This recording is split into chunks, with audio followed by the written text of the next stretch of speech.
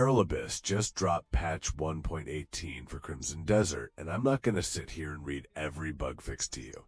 I went through the full update, and there are 7 changes you'll actually notice when you jump back into the game, including new quest knowledge, better horse management, new lock-on controls, and one change that could save you some silver.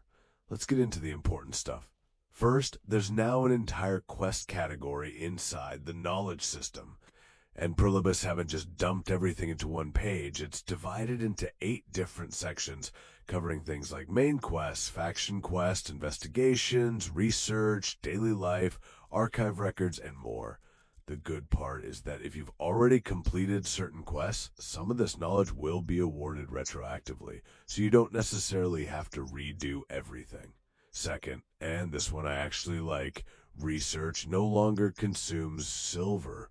Patch 1.18 changes the required resource from silver to camp funds.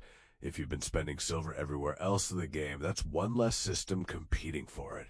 Small change, but definitely one I'm taking. Number 3, horse gear can finally be equipped directly at the stable. It's one of those tiny quality of life changes where you wonder why it wasn't already like this, but I'm glad it's here now, especially if you're constantly changing between mounts and equipment. Now this one matters much more for combat. Instead of the old simple on or off setting, lock-on camera rotation now has 3 options. Manual lets you rotate the camera yourself while locked on. Semi-auto still gives you some control but within a limited range, and auto keeps the camera controlled while you're locked onto the enemy. This is exactly the kind of option I want in a combat system like Crimson Desert because different players are going to prefer a completely different camera behavior. Number 6 is for all of us who spend way too much time exploring Pywel. The map can now visually distinguish between areas that were revealed by ringing a bell and places you've actually explored yourself. For a game where I'm still finding hidden stuff after hundreds of hours, I really like this one. It should make it much easier to work out where you've genuinely been and where you've only uncovered on the map.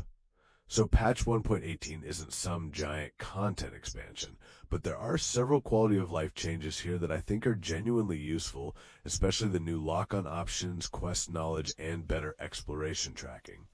For me, the camera controls are probably the biggest improvement, but now I want to know which change you actually noticed first when you loaded back in. And with the first Crimson Desert DLC already being worked on, I'm much more interested in what Paralabis does next.